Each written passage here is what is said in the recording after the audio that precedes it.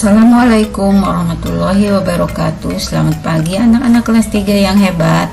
Hari ini Ibu akan menyampaikan materi tentang tema 4, subtema 1, pembelajaran 1, kewajiban dan hakku di rumah. Siti memiliki kewajiban menjaga kesehatan tubuhnya. Ia selalu makan makanan yang sehat dan bergizi. Siti berpakaian bersih dan rapi. Ia juga tinggal di rumah yang nyaman. Ayah dan ibu menyayangi Siti. Siti berhak atas itu semua. Kewajiban adalah sesuatu yang harus dilakukan. Di dalam sebuah kewajiban ada hak. Hak artinya sesuatu yang harus kita terima. Mari kita pelajari kewajiban dan hak di rumah. Ya, sekarang amati gambar berikut. Buatlah pertanyaan tentang gambar di bawah ini. Nah, di sini ada gambar Siti dan orang tuanya. Kira-kira pertanyaan apa ya untuk gambar tersebut? Jangan lupa ya, kalau kalimat tanya itu selalu diakhiri dengan tanda tanya ya. Contohnya seperti ini. 1. Apakah Siti mendapatkan kasih sayang dari ayah dan ibunya? Contoh kedua. Apakah Siti sudah menjalankan kewajibannya di rumah? Yang ketiga, apakah Siti sudah mendapatkan haknya di rumah? Nah, kira-kira seperti itu ya contoh pertanyaannya. Kasih sayang di rumah. Manusia tidak bisa hidup sendiri. Sebagai manusia, kita wajib saling mengasihi dan menyayangi. Menyayangi keluarga adalah salah satu kewajiban kita. Di dalam setiap kewajiban, selalu ada hak yang kita dapatkan. Kewajiban dan hak hendaknya dilaksanakan secara seimbang. Akan tetapi, masih ada orang yang tidak melaksanakan kewajibannya. Setiap orang harus melaksanakan kewajiban. Sebagai seorang anak, kamu harus menyayangi orang tuamu. Kamu juga harus berterima kasih kepada kedua orang tuamu. Kamu harus mendoakan mereka setiap hari. Menyayangi orang tua, berterima kasih kepadanya, dan mendoakannya merupakan kewajiban setiap anak. Kamu harus bersyukur karena orang tuamu menyayangimu. Mereka juga selalu menjaga dan mendoakanmu. Jadi, setiap orang harus menjalankan kewajibannya. Laksanakanlah kewajibanmu, maka kamu akan menerima hakmu.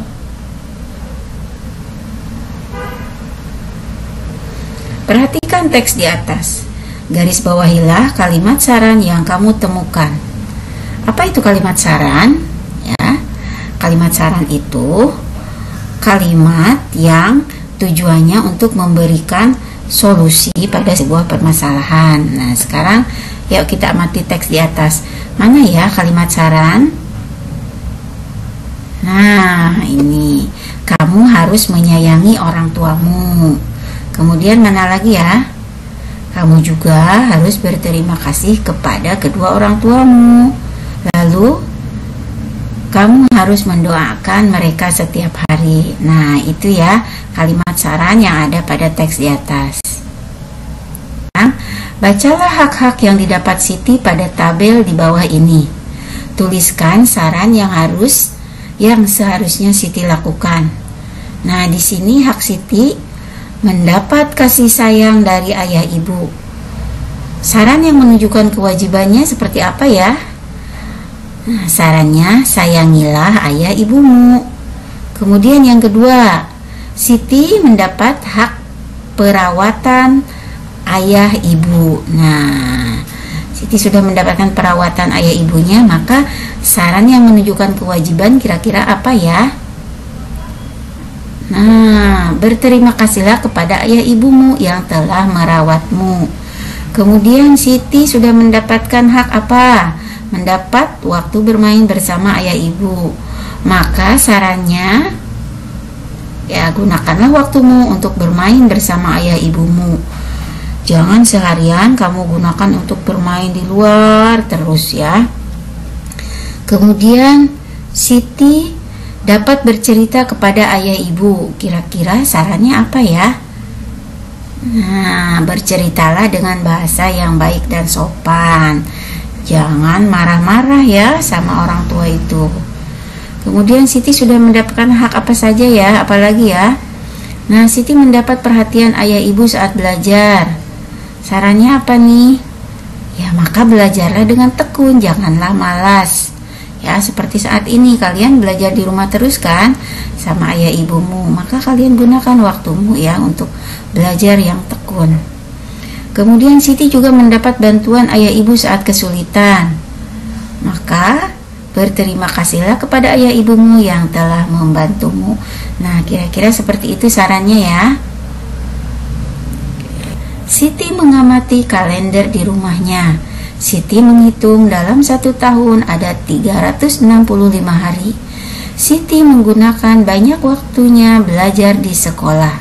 Ketika libur, Siti belajar bersama orang tuanya di rumah. Berapa hari Siti belajar di sekolah? Berapa hari Siti belajar bersama orang tuanya?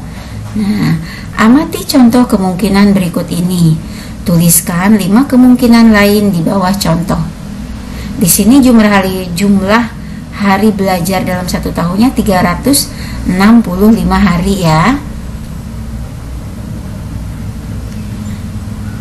Nah, jumlah hari belajarnya 365 hari.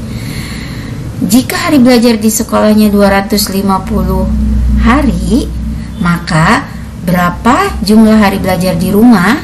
Caranya tinggal kalian kurangi jumlah hari belajar dalam 1 tahun dikurangi jumlah hari belajar di sekolah, maka hasilnya adalah jumlah hari belajar di rumah ya. Jadi 365 dikurangi 250, maka hasilnya 115.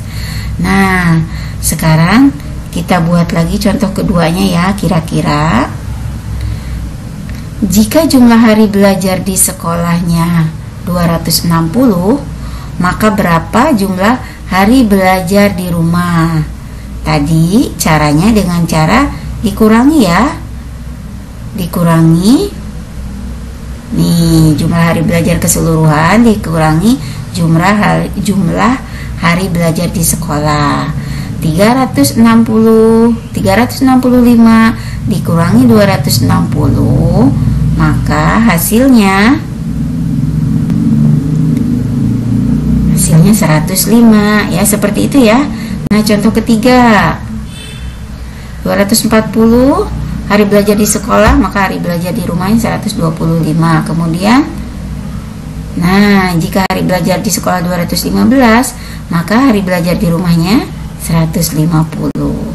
Jika hari belajar di sekolahnya 190, maka hari belajar di rumahnya 175. Mudah ya, tinggal dikurangi jumlah hari belajar keseluruhan dikurangi jumlah hari belajar di sekolah. Sekarang tentukanlah jumlah hari belajar yang berbeda. Lalu tentukan banyak hari belajar Siti di sekolah dan di rumah. Kalian buat sendiri ya. Nah, terserah kalian jumlah hari belajarnya berapa, tapi harus berbeda dengan yang tadi ya. Kemudian kalian tentukan hari belajar di sekolahnya berapa, hari belajar di rumahnya berapa ya. Oke, selamat mengerjakan. Nah, semangat ya. Oke.